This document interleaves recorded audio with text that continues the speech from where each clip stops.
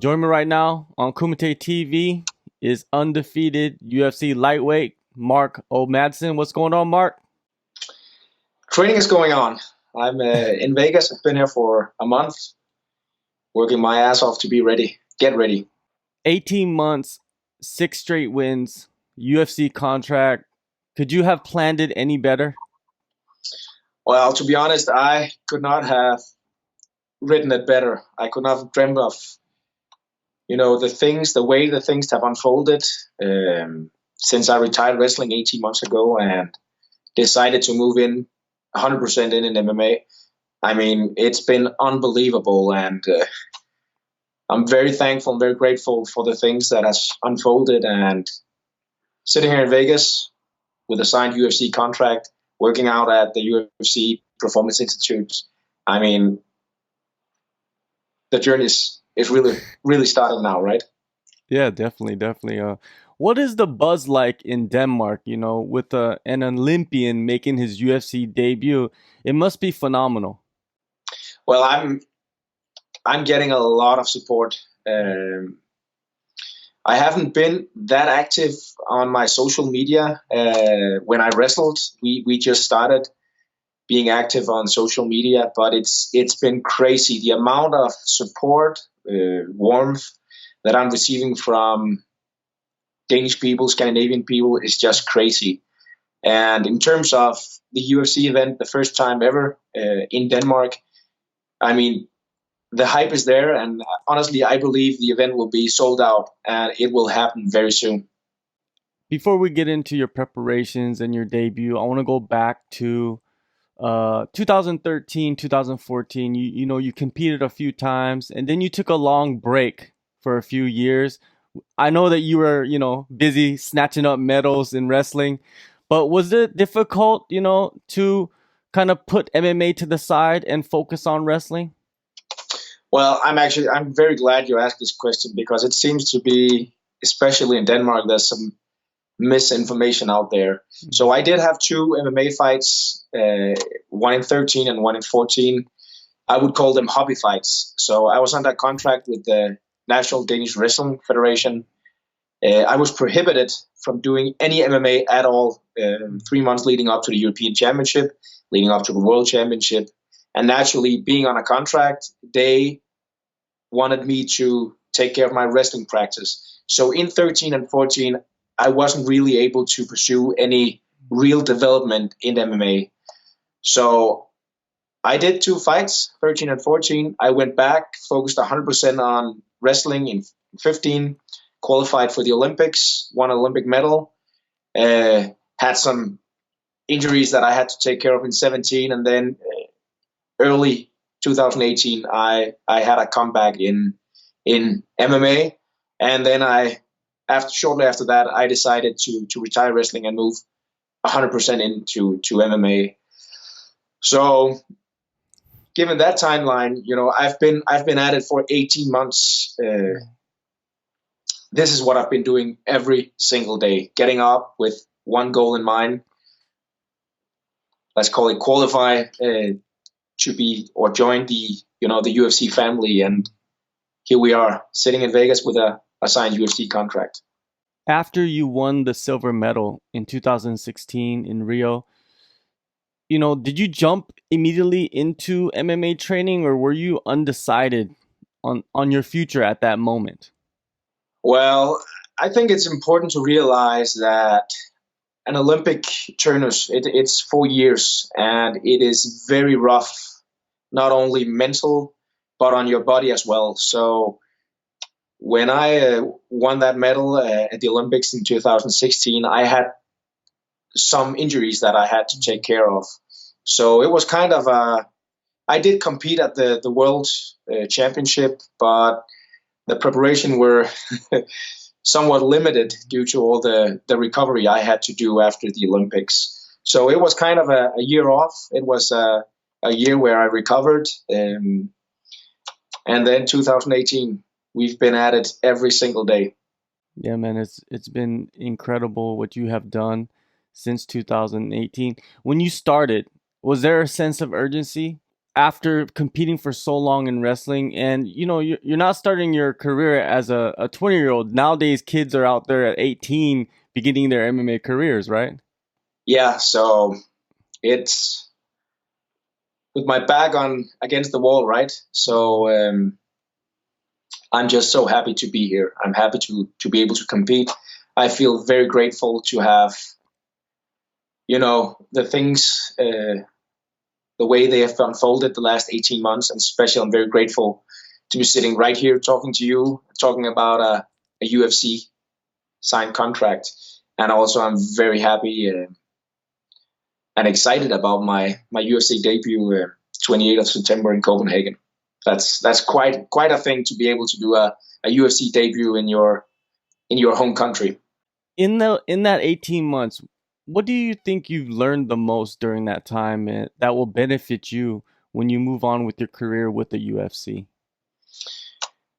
Well, I did not have the comfort of only being able to focus 100% on my athletic development. So in the last 18 months, my Team Olympian, have actually hosted 5 out of 6 TV broadcasted MMA events in Denmark.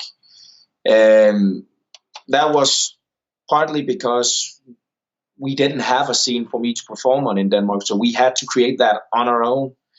The place I live in Denmark is countryside, so I don't have a place to work out. So I've been traveling 4 to 5 days a week, sleeping over at my coach or in a trailer in Copenhagen.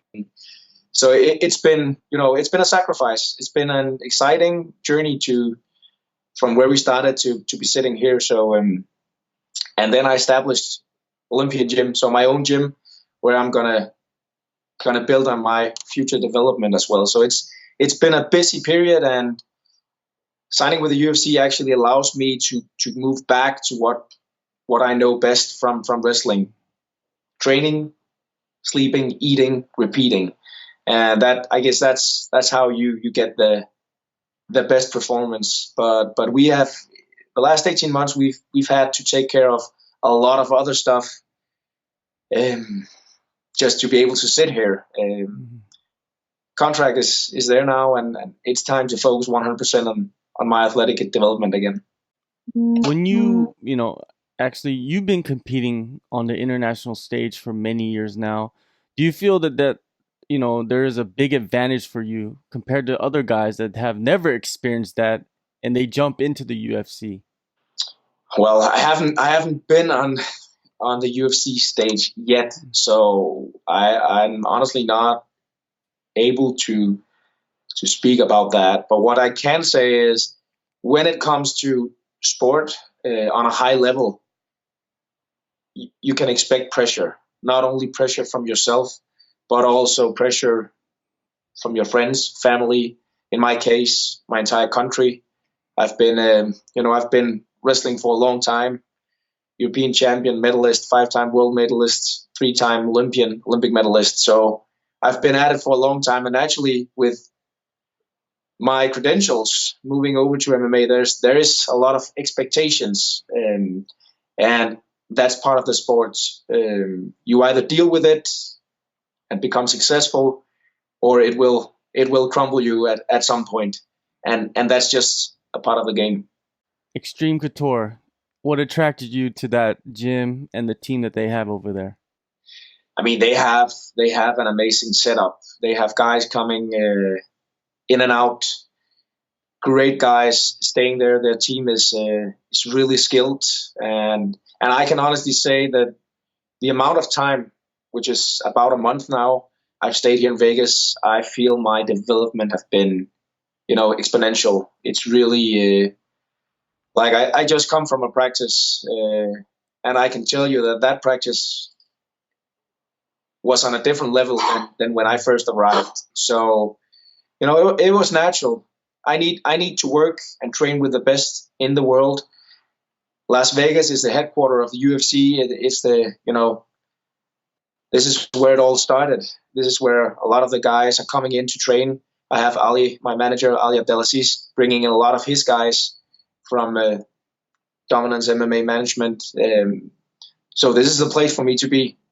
Martin Kampmann, I see that you're very close with him, and he has been helping you develop into a better fighter. What type of relationship do you have with him? Martin Kampmann is my coach, but he's also a very close friend, and I am very happy to have him on board and on my team. He's a true Danish legend. He was one of the pioneers of Danish MMA. I think if you combine the fights he have had in the UFC, he has probably had more fights than the rest of the Danish UFC fighters combined. So he is somewhat of a legend, and he's just, such a nice person, very humble. He's very skilled. He has special eye for the game, and he's a badass. He's pushing me, and I really need the push. So very happy, very grateful to have a guy like that on board. He actually flew in. He stayed with me here in Vegas for 2 weeks. I think that says a lot of his commitment in this journey, and how much he actually believes that we're able to create something special here. Wednesday, I'm flying to Kazakhstan to call a commentate at the World Wrestling Championship. He's flying to Kazakhstan as well to make sure that my training there will be at a high level.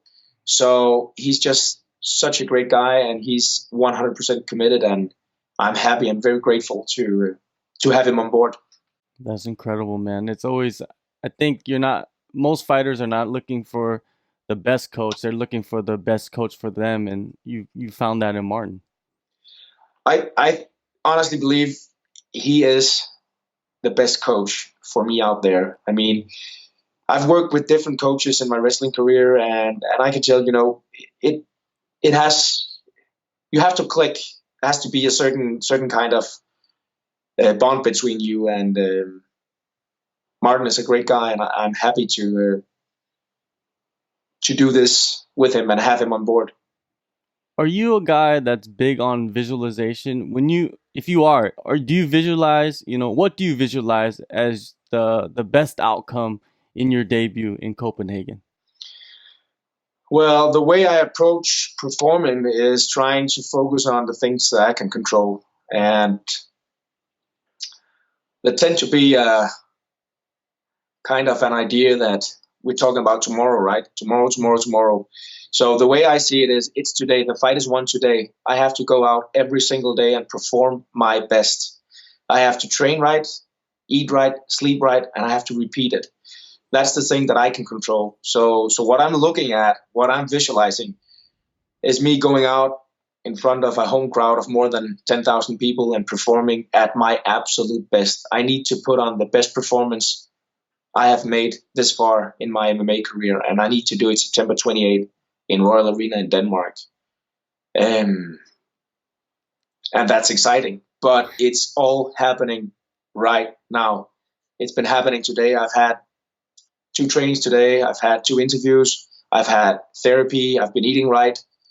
Probably go to sleep in a while, get that UFC sleep I need. So it's all about, focusing on things that I can control. And when I do that, I know great things will come eventually. I wanted to get your opinions on a couple of topics, pertaining to the UFC. Trash talking culture is widespread in MMA. You seem like a very respectable guy. Do you enjoy the trash talking, or do you not pay much attention to all of that stuff? Honestly, I don't pay too much attention to that. I think it's important to recognize that I come from a different culture. So at a wrestling competition, European Championship, World Championship, Olympic Games, you have a rooster. You don't know who you're going to meet. It's, they set you up, you make weight. So there's no really point in going around doing a lot of trash talk. You probably have like 69 different opponents. That's how wrestling is. That's how tough it is. So it really makes sense to focus on the things that you can control. Focus on your food, your training, your recovery, and then go out and perform at your best.